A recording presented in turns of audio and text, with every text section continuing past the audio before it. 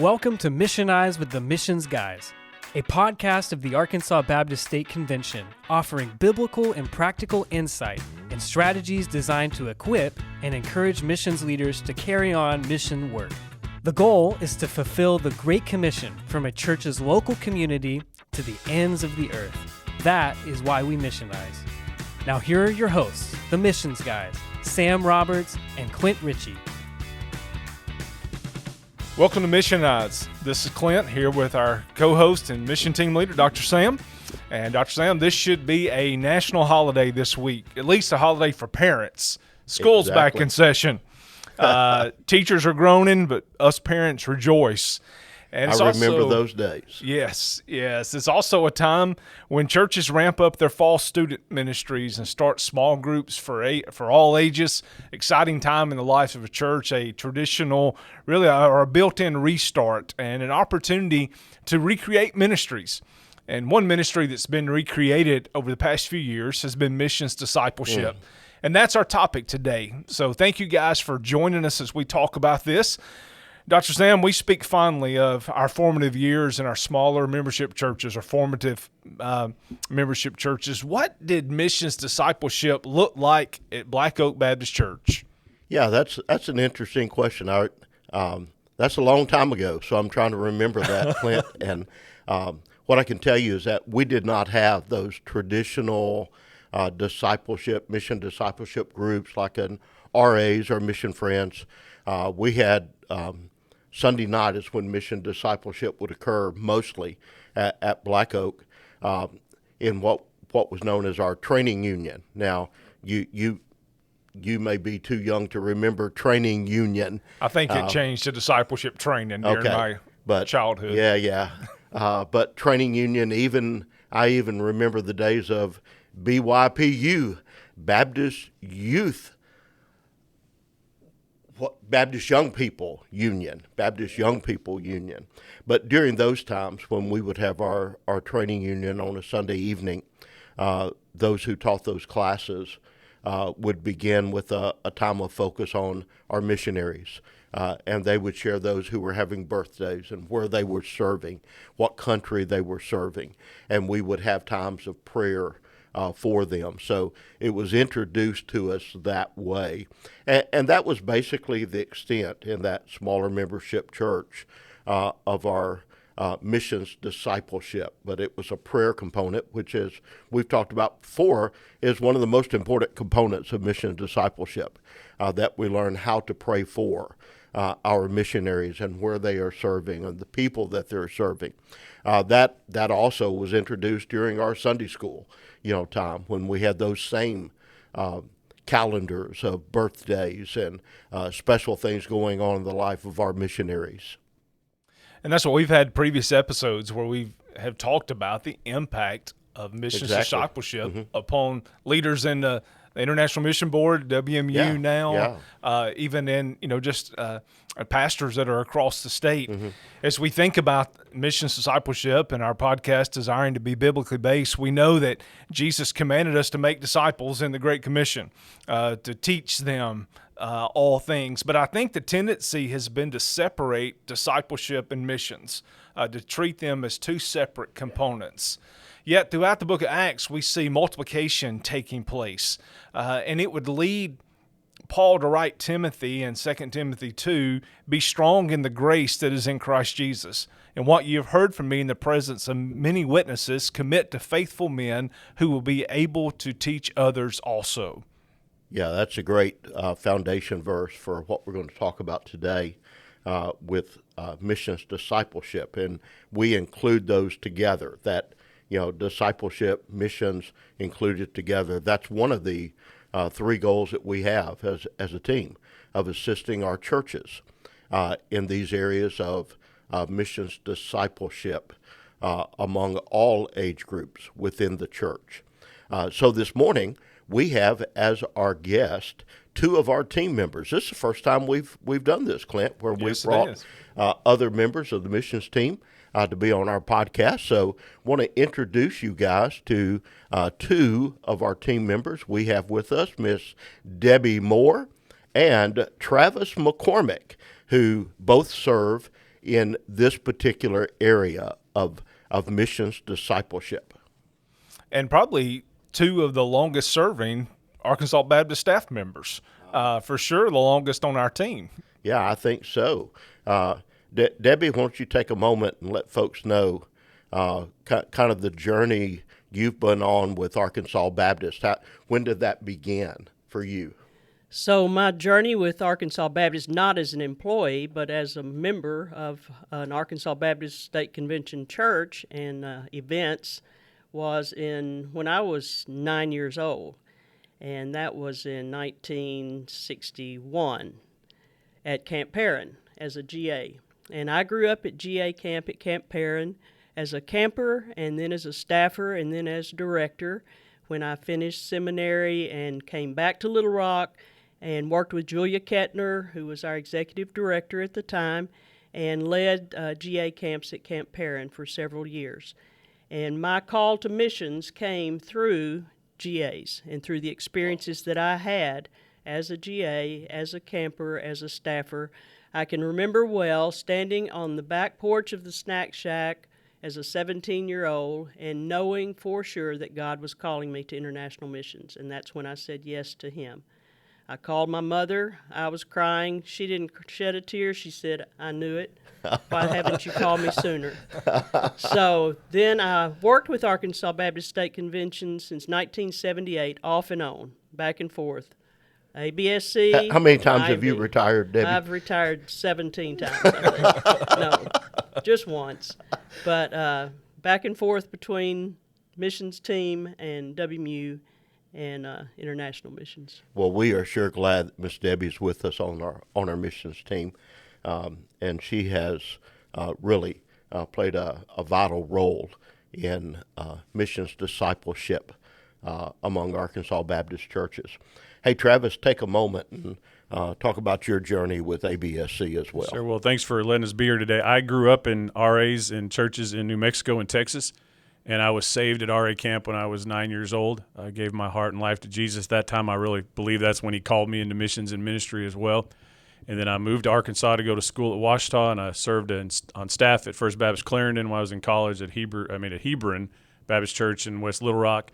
And then when I came back, I began to serve at Second Baptist Church in Russellville and was responsible for helping with the RAs and with those groups there. And that's kind of how I got connected to the convention. Bob Fielding was serving in this position at the time and had me come and do some training with them, got to go to Alaska and do some men and boys training and do some different things. And then when he left, he recommended me for this job, so I don't really have him to thank or to blame for me being here. But I've been here for 16 years now, serving and being able to help churches, and was tasked with the goal of getting churches involved in missions discipleship, or teaching people how to be on mission every day.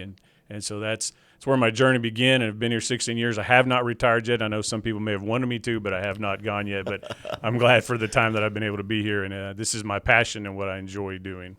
Awesome. Well, we're glad both of you are with us today. Absolutely. Hey, as we jump into the idea of missions discipleship, and where I mentioned that throughout the book of Acts, we see multiplication taking place. I recently read an article that made this statement. It said, disciple multipliers prioritize relationships, not curriculum. And in that article, the writer focused on how Jesus prioritized the relationship with the disciples. And we have seen, and as we talk about missions discipleship, we have seen missions discipleship move from being curriculum-based to prioritizing relationships, from the traditional RA and GA mission friend, the curriculum, where that is still available, but yet we've seen that change happen where we are, again, prioritizing relationships. Share with us how you have seen that take place. So I've noticed this over the last several years as I've seen and heard about more missions leaders and members in the church, more WMU members, taking the biblical mandate for discipleship making more seriously. Missions discipleship, which I believe is learning to love and follow Jesus and become more like Him, most often occurs in a mentoring relationship. I've seen this happening in my own church as well as in churches around our state. Women who've been down the road before, women who've been walking with the Lord longer, coming alongside younger women, loving them, genuinely caring about them, and helping them learn what it means to love and follow the Master. So I have a mentor right now. She's committed to praying for and with me. She's committed to giving me spiritual guidance in decision making. She's committed to pointing me to God's Word always. We've been involved in missions outreach and evangelism together here in Arkansas as well as in other parts of the United States. This woman is actually younger than I am, and I'm so thankful for the missions discipleship relationship that we share that is so encouraging to both of us. On the other hand, I'm currently mentoring 2 younger women because I'm committed to helping them know Christ more and desire to follow Him in making disciples. So I've seen missions discipleship prioritize relationships, not curriculum, as I experience it personally and as I watch it happening in others' lives. Women, men, and students. We willingly use our new life in Him to benefit and share Him with others, all for His glory. Awesome. Thanks for that, Debbie. You know, Clint, I've often said, and we'll have Travis chime in on this in just a moment, often said as a pastor that in the relationships we have, if we're going to be making disciples, we need to be a Paul and have a Paul. We need to have that person who's speaking into our life. We need that Timothy as well, that we are speaking into their life.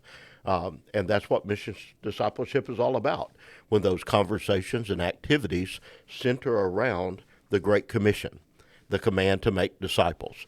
Travis? Yeah, I think this move towards relationships is really not a new thing, because this is how Jesus modeled it for us. This is what He did. When we really look at what disciple making is all about, it's about people, and it's about relationships. It's hard to make disciples without disciples. It's hard to make disciples without having relationships with people. And so really trying to focus on teaching people that men's ministry is not really this goal of reaching the masses at once. It's really one man reaching one man, and it's taking responsibility. And I think a little side note, even in the time when we were doing the ongoing curriculum and the ongoing programs, it still was so much about the men who were mentoring the young boys. And I think one of the reasons why we don't have these programs now is because the relationships was the hard part. It was easy to grab some curriculum and just pick it up. And for a lot of people, if I could pick it up on a Wednesday, an hour beforehand, and I could just go through it, then I'm good. But for a lot of these boys that were coming, it was about, they wanted to know that what they were doing matters. And if all we did was get together and have a lesson and maybe eat something or play a game of football for a little while, that was enough. But what they really cared about, what made the impact on me, was the men that invested in me. And so for so long, we've just had where people have said, I can do all the rest, but I don't have time to do the investment. And this is what Jesus showed us. This is the important part. You've got to make the time, because if you don't make the time, then you're not going to make the disciples, because it doesn't just happen in a setting on a Wednesday night or on a Sunday night. So now as churches move away from having time to meet together in an organized time, we need to find ways to equip and encourage and teach people how to do this by themselves, one-on-one, and we'll talk about this more later, but just how to take their passions and use those to start beginning to build relationships. And you can't use the excuse that I'm an introvert. I'm not an extrovert, so I can't reach people. That He doesn't leave us that doorway open to say, take that out. He says, you will make disciples and you will be my witnesses. And so I think we really have had to, because we've moved away from the curriculum, it's forced us to do this and people to really take notice, because they realize that this doesn't just happen on its own. We've got to be intentional about doing this. And if we don't have this hour-long block, how can I do this? Well, it's about relationships, and we've got to get out of our comfort zone and start learning how to do that. Yeah, that's great stuff. Now, as Southern Baptists, we have a rich missions heritage. And when it comes to missions discipleship within the context of the local church, we've talked about those changes. We've all seen plenty of changes over the years. As a team, a staff of the Arkansas Baptist State Convention, we place a real high value on assisting our churches in whatever way they choose to do missions discipleship. Now, I'm the old guy. It shows with a lot of things that I say, a lot of approaches that I have. It also shows a whole lot in when it's working with technical things. That's why I've got Clint sitting over there by the soundboard now, and he's the one who operates that and makes this this possible. But I still value those traditional methods of missions discipleship. You both have given witness, and like Clint said, we've had guests on in the past who are very instrumental in where we are and leading Southern Baptist in missions. Jeff Ginn, Sandy Wisdom Martin, several others. And each of them have given witness to the importance of GAs, RAs, mission friends in their lives, and how in that context God called them into ministry and into mission. So I know over the years that those curriculum options for the age-graded missions discipleship have changed to be a little more relevant to help churches. Debbie and Travis, both of you speak into this. How has our national WMU sought to update those traditional methods for the local church where there's an emphasis perhaps on relationship building and mentoring? And what do you think the status is right now of those traditional methods of missions discipleship among Arkansas Baptist churches? So, Sam, I'm an old gal, and I still value those traditional missions discipleship methods as well. In fact, growing up in the WMU children's organizations changed my worldview and taught me the grand narrative of the Scriptures. As a child, the foundation for my life was laid through missions discipleship, as I learned that God had a plan and purpose to use me for His glory. Some of my favorite descriptive words of Jesus are, He had compassion. That's in Matthew 9:36. And if I want to be more like Jesus, my compassion must go beyond saying I care, beyond seeing. Jesus not only cared, He did something in response. His actions remind us that being compassionate is not just feeling sorry for those who are hungry, hurting, helpless, or in distress. It's responding to what we see and feel.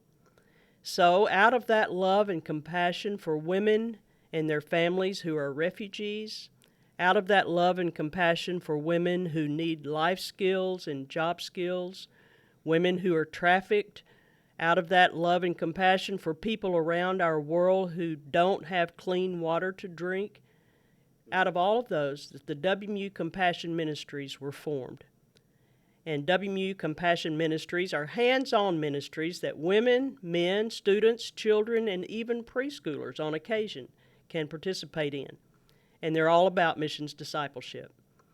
WMU Compassion Ministries include ministry in refugee resettlement communities, ministries with internationals in general, Christian women's, Christian men's Job Corps, Pure Water, Pure Love, Baptist Nursing Fellowship, World Crafts, Christmas in August, Backpack Ministries, and on and on.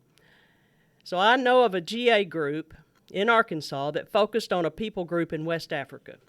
The GAs learned about this people group, they prayed for them, and God led them to adopt that people group. These GA girls did special projects to earn money so a water well could be dug in the main village so the school children would have clean water to drink. They've developed a relationship with a teacher in that school and keep regular contact with her. These GA girls are learning more about the culture of this people group. They're praying for the children in the school. They've sent scripture cards and verses sharing God's love and His plan for salvation to the children in the school. Missions discipleship has a long-term effect, and these GA girls will always remember that it's their responsibility to take the gospel to the nations. That's awesome. That's some awesome stuff. Top that one, Travis. Come on. Yeah. Well, I would say one of the things that's happened in our churches that I've seen is that churches have begun to say that missions discipleship is not for lost kids. And so they say we need to do programs that involve more lost people, that get the opportunity to get the gospel to lost people. And my response to that is, what better opportunity for lost kids than to be involved in missions discipleship, to learn about Jesus, to learn who he is, to learn what he did, to be actively involved in being the hands and feet of Jesus, seeing it played out so that they can go, oh, this is what it means to be a follower of Jesus. And so I would say that it's the exact opposite. It's not something that pushes people away, but what's happened in the past is that we developed that mindset, and so it's not as attractive to people to come in. It doesn't draw the crowds. But part of that is because we don't present it in the same way that we present our other programs. We set our other programs out there as, you all come because we're doing this program. It's fantastic. You don't want to miss it. Oh, yeah, and by the way, we might have RAs and GAs after that, or we might have it at another time. And then we use that to say, well, see, we don't have the attendance to RAs and GAs, so we're going to do these other programs. And so I think that there's a lot of guys that had an issue with RAs coming to WMU again.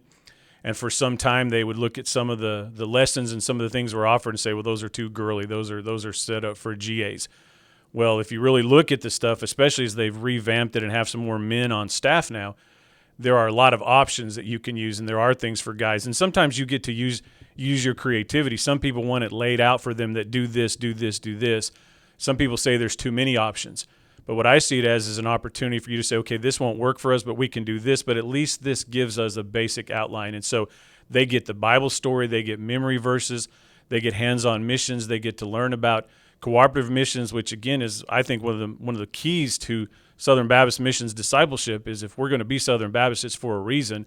And primarily it's for our cooperative missions. It's how we do missions together. And if they're not learning it from the churches, where are they going to learn it from? Come on. And so there's very good material out there, and you're not going to like everything that they produce, but you can use the parts and the pieces that you do like. And if you're not going to do just what you would call missions discipleship programs, I would still say that everything we do should fall under this missions discipleship. We're teaching people how to live on mission. We're evangelizing them. We're helping them meet Jesus, and then we're helping them grow to be like Jesus, which is what he tells us. And so anybody listening, let them know there's some good material that's still out there. The challenge now is just to get them to take a look at it again, because people have preconceived ideas or something that happened in the past. And so the material that's being produced is good stuff. We just got to have people start looking at it and start seeing the need and falling in love with it as much as they have with the other programs that we do, and see results from that and realize that people are getting saved and people are making decisions to follow Jesus. Yeah, and so those who are listening, if anybody's listening, the multitudes that are listening, where do they go to discover the curriculum that's available? WMUstore.com. Okay, great. All right. Yeah, and that's what I want our listeners to understand, that as we talk about, you used the word, Travis, revamp of curriculum. We're not saying, hey, throw out the curriculum and just focus on relationships. It's a both and. And there are, like you said, it's been revamped. If you haven't looked at that lately, you need to. I think you'll have your eyes open to some of the stuff you've been missing, and some stuff that's out there that can really help you in missions discipleship. But let's talk about some non-curriculum options. As we're talking about being relational, you guys have been involved in some non-curriculum options for women, for men, for children, for families, for students. Let's talk about them. Miss Debbie, why don't you start us off? Tell us about some of the non-curriculum things that you've been a part of. So 14 years ago, God connected me with a ministry in Brooklyn, New York, that reaches international women through English classes and social gatherings for the purpose of sharing Christ. Long story short, teams of women from churches around Arkansas have traveled with me to Brooklyn. Some years it's been twice a year, spring and fall, some just once a year. During COVID, there were a couple of years we didn't go, to teach, prayer walk, visit in homes, provide activities for children in neighborhood parks, and several other things. And over these 14 years of being involved in New York, relationships have been formed with these international women. The gospel has been shared. Real friendships have started. And so we partner with like-minded women who serve among these international women on a weekly basis. Now, my favorite Brooklyn trip was our mother-daughter trip in 2022. There were 6 mothers and 6 daughters. And it was so special watching them learn and pray and serve together. This was truly a missions discipleship trip.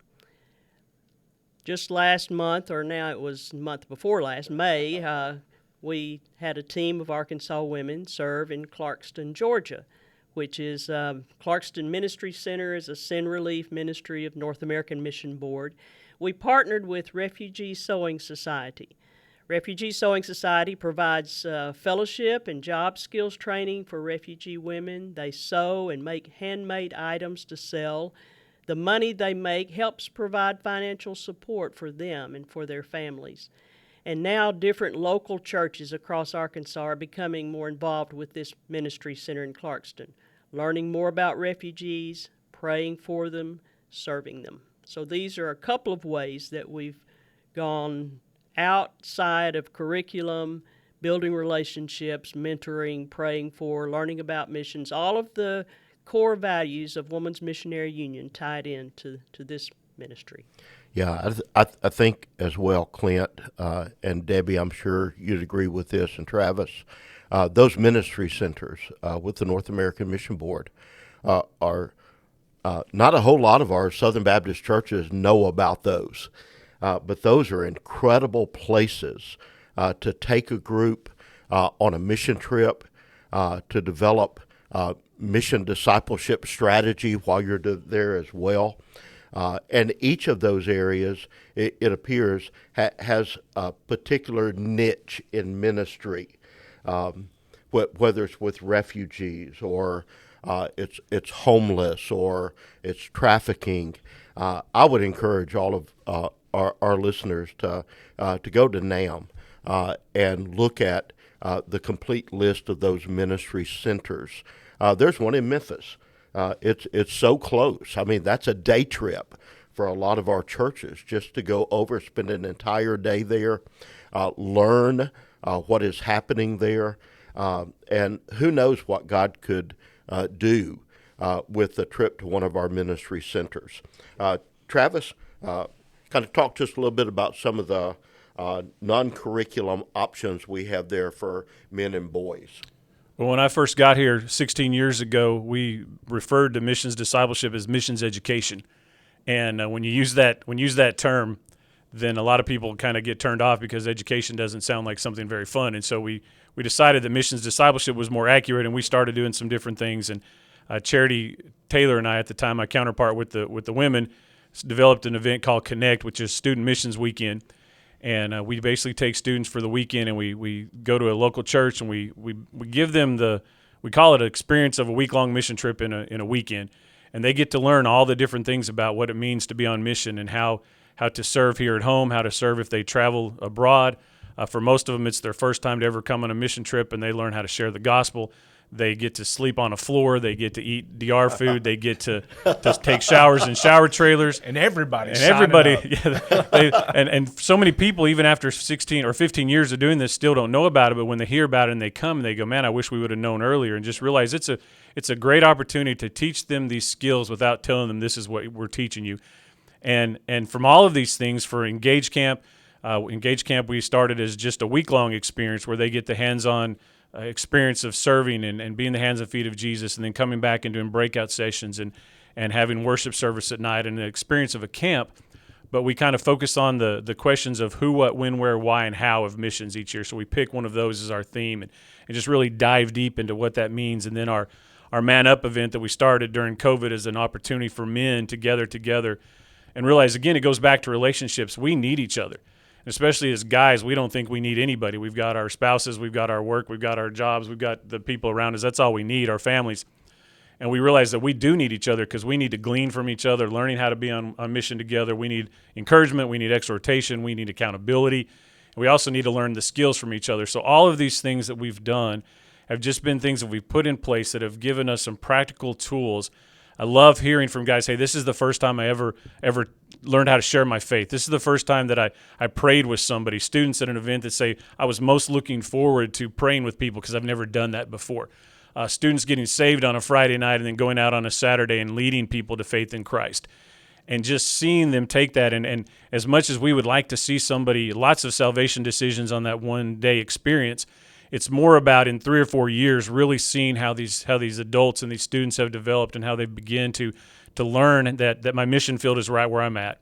And I can begin to build relationships just simply by sharing the passions that we have and learning to start talking to people about the Jesus that I say I love and that I serve and that I want them to know about. And so all these events that we've done, missions, Family Day at the Zoo, Missions U, all of those things have been intentional to get people to think about and to learn the skills that are necessary to identify the ministry opportunities and to begin to be on mission every day of their life. Yeah, and speaking about Family Day at the Zoo and Missions U, those are our two most recent missions discipleship training events that we have placed on the calendar.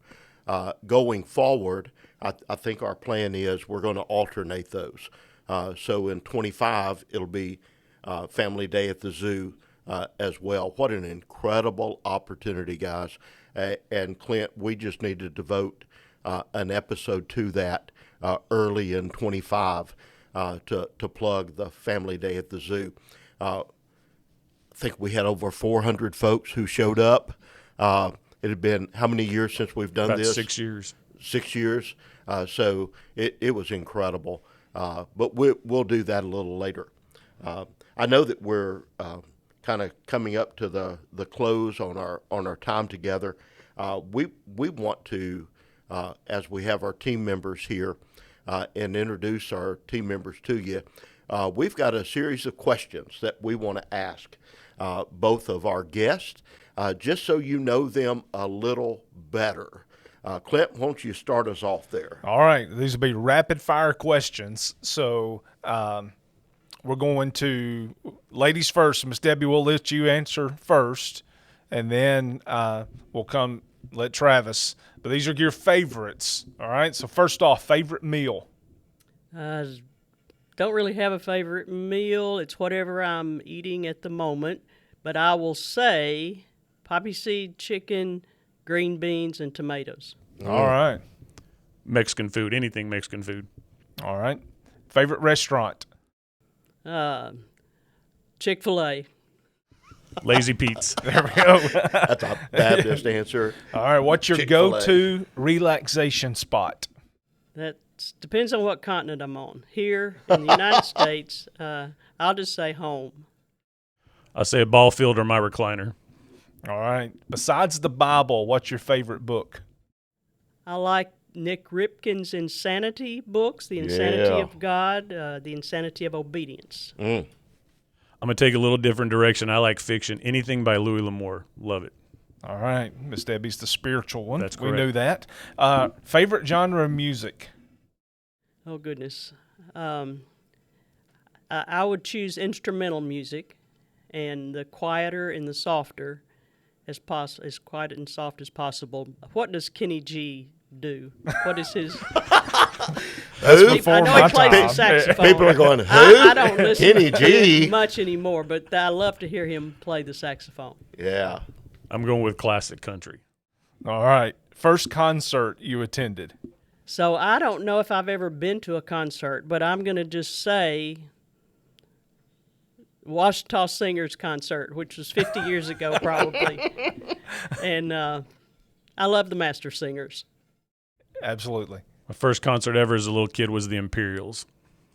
All right. Favorite place to visit? Favorite place to visit is a little country village just outside of Marseille, France. My favorite Beautiful. place so far has been Alaska. All right. Last one. Favorite sport? Golf. College football. Amen. Awesome.